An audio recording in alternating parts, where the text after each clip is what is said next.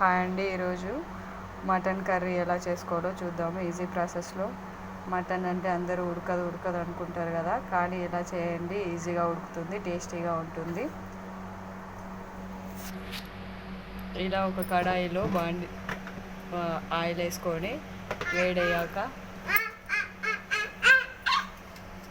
ఇప్పుడైతే ఆయిల్ బాగా వేడెక్కింది. ఇందులోకి కట్ చేసి పెట్టుకున్న ఆనియన్స్ వేయాలి.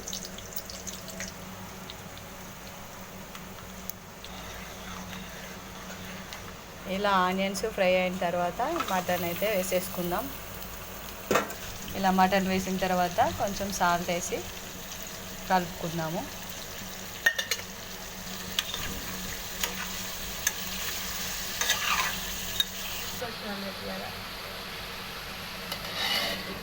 ఇలా కాసేపు ఒక 5 minutes అయితే కూర మగ్గే వరకు మూత పెట్టేసుకుందాం. ఇలా మటన్ ఫ్రై అయ్యాక అందులో కొన్ని టమాటాలు వేసుకుందాం.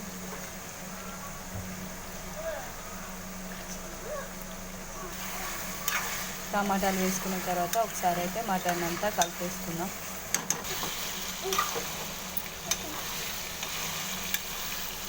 మధ్య మధ్యలో ఇలా కలుపుకోండి, లేదంటే కూర అడుగంటిపోతుంది.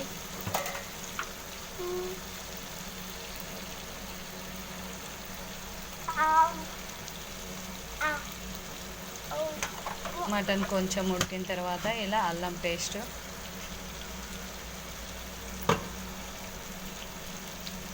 కొద్దిగా పసుపు,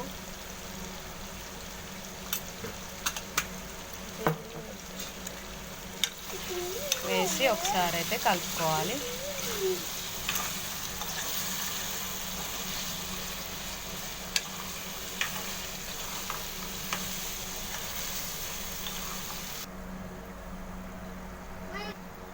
ఇలా మటన్, టమాటా, ఆనియన్స్ అన్నీ బాగా ఫ్రై అయిన తర్వాత ఇలా కారం అయితే వేసుకోవాలి. కారం వేసుకొని ఒకసారి మళ్ళీ కలుపుకుందాము.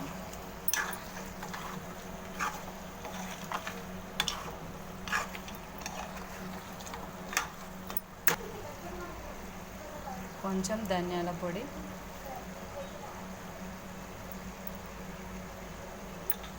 వేసుకున్న తర్వాత కొంచెం వాటర్ పోసేసి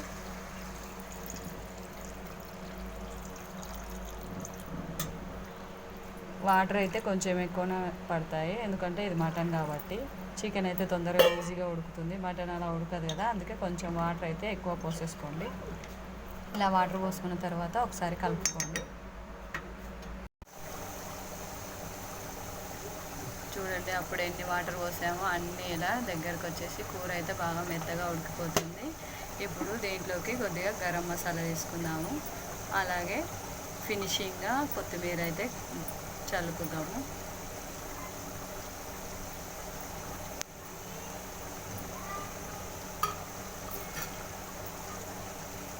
ఇప్పుడు ఒకసారి కూరని బాగా కలుపుకుందాము.